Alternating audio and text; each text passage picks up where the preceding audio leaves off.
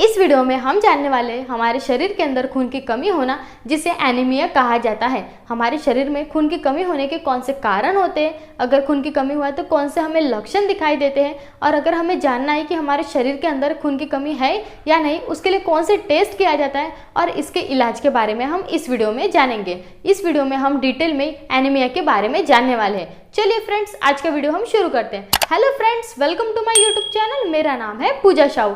ये जो खून की कमी होने की जो प्रॉब्लम है वो बहुत ही नॉर्मल बात है। नेशनल फैमिली हेल्थ सर्वे की रिपोर्ट के मुताबिक भारत के अंदर 58% बच्चों को, 53% लड़कियों को और 50% प्रेग्नेंट वुमन जो है वह एनीमिया का शिकार है।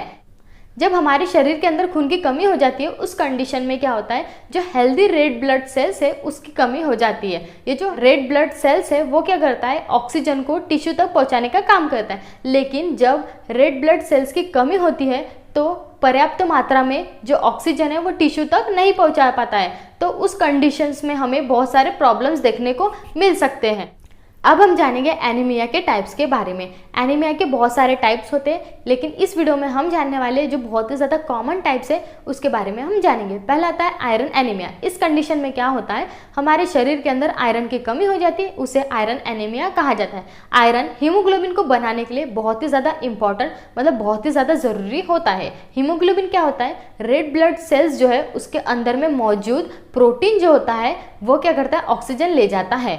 सेकेंड आता है विटामिन B12 और फोलेट एनीमिया। इस कंडीशन में क्या होता है, हमारे शरीर के अंदर में विटामिन B12 और फोलेट की कमी हो जाती है, जिसे विटामिन B12 या फोलेट एनीमिया कहा जाता है। ये जो विटामिन B12 और जो फोलेट है वह रेड ब्लड सेल्स को बनाने के लिए बहुत ही ज़्यादा इंपॉर्टेंट होता है। तीसरा आता है पुरानी बीमारी का एनीमिया। इस कंडीशन में क्या होता है, अगर पर्सन को बहुत ही ज़्यादा पुराना बीमारी है, जैसे कि कैंसर है या फिर किडनी के बीमारी है या फिर रूमेटॉइड अर्थराइटिस है, उस कंडीशन में यह एनीमिया होने के चांसेस होते हैं। चौथा आता है हेमोलाइटिक एनीमिया। इस कंडीशन में क्या होता है, जो हमारा शरीर है वो रेड ब्लड सेल्स को नष्ट करने लगता है, उस कंडीशन को हेमोलाइटिक एनीमिया कहा जाता है। अब हम जानेंगे एनीमिया मतलब खून की कमी होने के कौन से कारण होते हैं। एज की वजह से, जैसे आपकी एज 50 के ऊपर है तो उस कंडीशन में एनीमिया होने के ज़्यादातर चांसेस होते हैं। उस कंडीशन में जो हमारे बॉडी के सिस्टम है वो उतने अच्छे से काम नहीं करते, जैसे कि इंटेस्टाइन उतना अच्छे से काम नहीं कर पाता, उसके वजह से 50 अबाव की एज में हमें एनीमिया होने के ज़्यादातर चांसेस होते हैं। पुरुषों के मुकाबले में महिलाओं को सबसे ज़्यादा एनीमिया होने के चांसेस होते हैं, या फिर प्रेगनेंसी के वक्त ज़्यादातर चांसेस होते हैं एनीमिया होने के, या फिर अगर कोई दवाई खा रहे हैं उसके साइड इफेक्ट की वजह से भी हमें एनीमिया हो सकता है, या फिर अगर हमारा एक्सीडेंट हो गया या फिर किसी भी रीज़न से हमारे शरीर से बहुत सारा खून जा चुका है तो उस कंडीशन में भी एनीमिया होने के चांसेस होते हैं। अब हम जानेंगे कि अगर हमें एनीमिया मतलब खून की कमी हुई है तो कौन से लक्षण दिखाई देते हैं। हमें थकान आ सकता है, मतलब अगर हमने प्रॉपर नींद लिए उसके बाद भी हमें सुबह उठने के बाद में थका थका फील होने लगता है, या फिर हमें कमजोरी आ सकती है, सांस लेने में तकलीफ होना, मतलब अगर आप नॉर्मली योगा कर रहे हो या फिर एक्सरसाइज कर रहे हो या फिर नॉर्मल सीढ़ी भी चल रहे हो तो आपकी सांस फूल सकती है, मतलब सांसें जो है लेने में तकलीफ हो सकती है। इसके अलावा आपके जो स्किन का कलर है वो पीली दिखने लगेंगी, जनरली वो आपके आंखों के अंदर की जो पलके है वहाँ दिखाई दे सकता है, या होठ या फिर आपके मसूड़े पीले दिखाई देने लग सकते हैं, या फिर आपकी जो स्किन है वो भी येलोइश मतलब पीली दिखाई दे सकती है। इसके अलावा सर दर्द होना या फिर आपको चक्कर भी आ सकता है। कुछ कंडीशन में क्या होता है, चक्कर तो नहीं आता है लेकिन फील होता है चक्कर आए जैसा लगता है, मतलब घुमा घुमा लगना, पूरा दिन घुमा घुमा लगना। आपके जो हाथ पैर है वो ठंडे हो सकते हैं, जनरली जो आपके तल होते हैं या हाथों के इस साइड में या पैरों के तल्ले जो होते हैं या फिर इतने भाग जो है वो ठंडे लगने लगते हैं। जो बाकी आपका जो शरीर है वो नॉर्मल टेम्परेचर में लगता है, लेकिन इन जगहों पे ज़्यादा, मतलब ये जो आपके हाथ पैर होते हैं जनरली इस जगहों पे या फिर पैर के तल्ले वो ज़्यादा ठंडे लगने दिखाई देते हैं। या फिर आपको बर्फ़ या फिर मिट्टी खाने का मन कर सकता है, आपके मुंह में छाले आ सकते हैं, आपकी जो दिल की धड़कन है, मतलब जो नॉर्मली दिल जो धड़कता है उससे तेज़ी से धड़कने लग सकता है, या आपके सांस लेने में तकलीफ हो सकती है, सांस फूल सकती है।